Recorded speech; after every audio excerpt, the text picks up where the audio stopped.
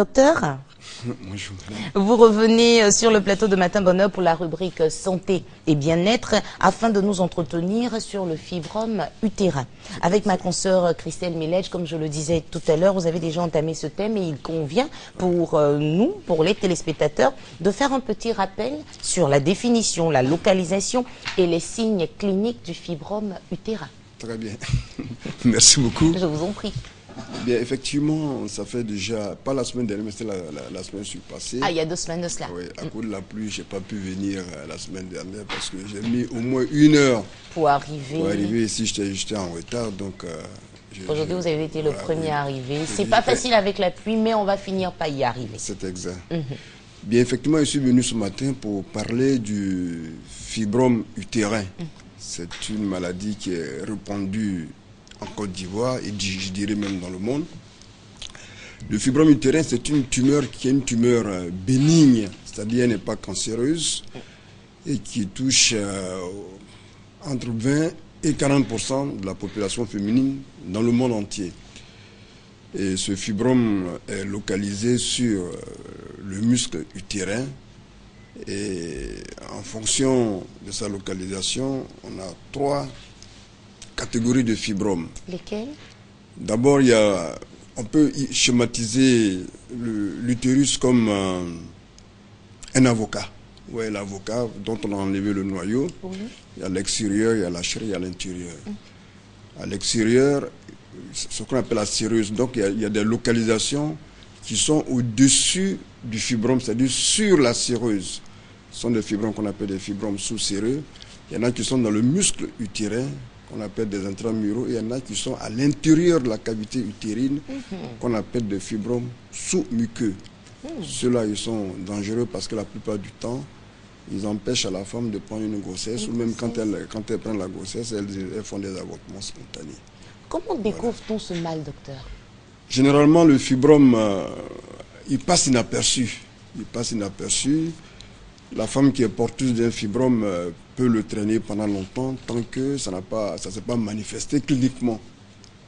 Et il y a des fois où la femme émet pendant ses règles, elle a un saignement abondant avec des caillots, ou alors même il y a des fois où entre les règles, elle saigne, donc c'est une anomalie qui apparaît. Il y a aussi il y a des périodes où il y a des femmes qui ont des douleurs pelviennes, c'est-à-dire elles ont des douleurs au bas-ventre, et où alors elles sentent parfois même une pesanteur, c'est-à-dire une lourdeur dans le bas-ventre. Même quand elles ne sont pas dans leur mauvaise période. Même quand elles ne sont pas dans leur mauvaise période, mais elles sentent une lourdeur dans le bas-ventre. Quand ces signes apparaissent, généralement la femme doit aller consulter le médecin. Et c'est à l'occasion d'une consultation que le médecin se rend compte qu'elle est porteuse d'un fibrome. C'est en ce moment-là que le fibrome a commencé à se manifester. Sinon, initialement, la femme peut porter son fibrome sans douleur. Et puisque c'est sans douleur, il est peut-être recommandé aux femmes de faire souvent un bilan de santé. Oui, pour voir, on ne sait jamais. Oui, c'est exact. Quand la femme sent une anomalie dans son corps, par exemple, elle est obligée, il est recommandé. Il lui est recommandé d'aller consulter un médecin. Parce que le fibrome, on peut vivre avec. Pendant longtemps s'il ne se manifeste pas. Mais dès lors qu'il se manifeste et qu'il entraîne des complications, ça peut être grave pour la santé de la femme et pour son futur, c'est-à-dire son futur en ce qui concerne la procréation. Et quand on a découvert ce mal, comment le traite-t-on? Bien, le traitement du fibrome, il est multiforme. Il est multiforme. Tout à l'heure, je disais que il y a des douleurs, donc quand il y a la douleur, il faut traiter la douleur. Quand la femme saigne, il faut arriver à la remonter, c'est-à-dire donner des médicaments pour compenser la perte de sang qu'elle a eue. Mais le fibrome en lui-même est une tumeur, c'est-à-dire que c'est quelque chose de solide. Donc, ce qui est recommandé, c'est la chirurgie. De nos jours, c'est la chirurgie. La médecine même, qui est une médecine rationnelle, dit qu'il n'y a pas de médicament, de traitement médical qu'on puisse utiliser pour faire disparaître le fibrome. Donc, c'est la chirurgie qui est recommandée. Est-ce qu'il existe un autre traitement plus efficace en dehors de celui que propose la médecine moderne? Bien, en dehors de celui que propose la médecine moderne, je n'en vois pas. Parce que généralement, il y a des femmes, quand elles sont malades, elles vont chez le guérisseur d'à côté ou bien chez le praticien. Mais généralement, ce sont des gens qui ne savent pas de quoi ils parlent. Parce qu'ils ne connaissent pas le fibrome, ils ne savent pas de quoi ils parlent. Donc, un fibrome, c'est quelque chose de solide.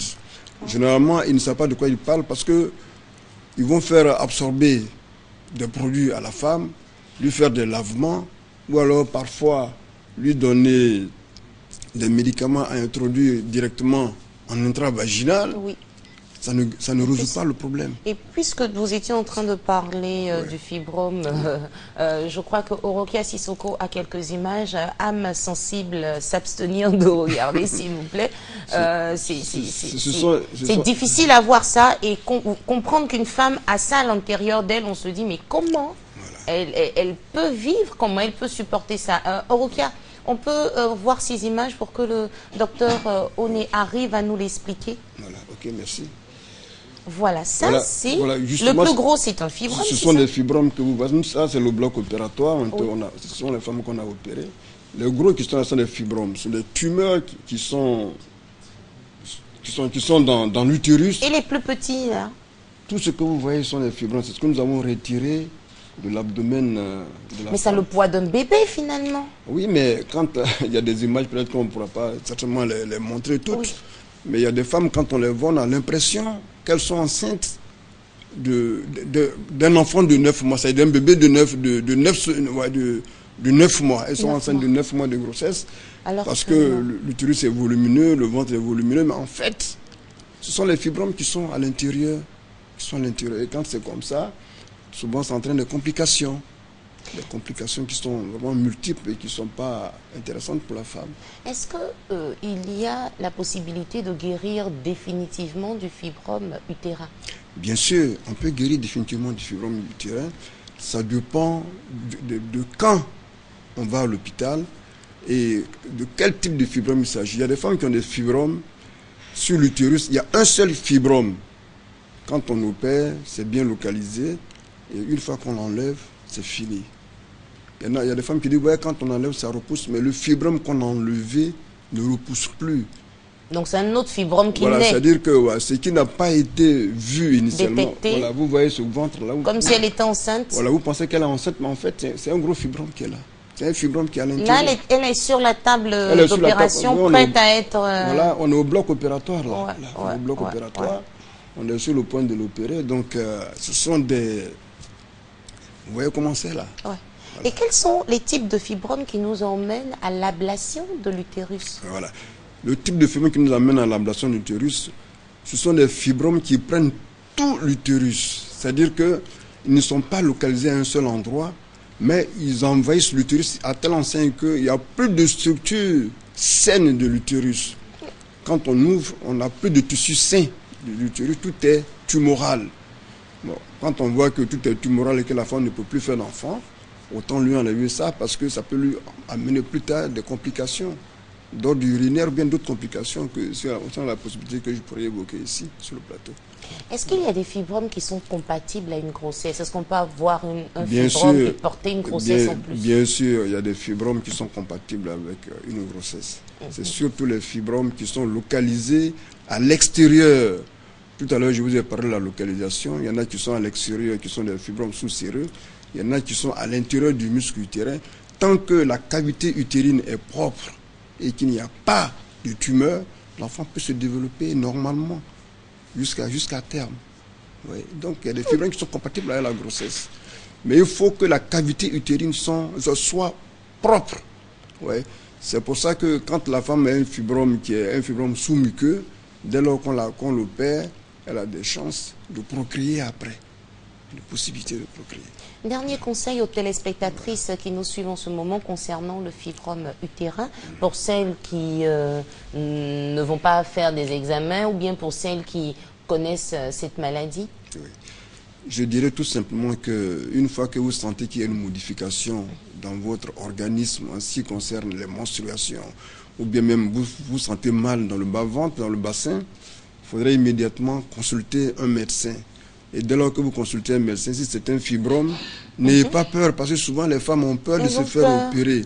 Or, tant que la femme vit et qu'elle est jeune, le fibrome ne fait que grossir, ça ne va pas disparaître spontanément. D'accord. Vous voyez, ça ne va pas disparaître spontanément. Donc, je le conseille d'aller à l'hôpital et de se faire opérer si c'est possible. Ouais. Voilà. Et ça leur donnera encore des chances de faire des enfants plus tard. Sinon, plus ça dure, plus ça se complique, plus ça devient délicat pour vous et voilà. Après on n'a plus la possibilité de les Parce que les médecins aussi que les femmes rencontrent, on a aussi des difficultés parce que quand on voit une femme qui arrive, qui est jeune, 30 ans, 32 ans, et qui vient avec un volumineux fibrome, alors on se demande est-ce qu'il faut lui enlever son fibrome, son utérus, ou bien il faut le conserver. Et généralement, quand elles arrivent, c'est pour dire au docteur, je vais faire un enfant. Et là, ça nous pose des problèmes parce que, vu la situation de son utérus, pour faire un enfant, ça va être difficile. Est-ce qu'il faut qu'on lui enlève l'utérus ou bien il faudrait qu'est-ce qu'il faut faire? Et donc, ça pose un problème. Pourquoi? Parce qu'elles ne sont pas allées tôt à l'hôpital.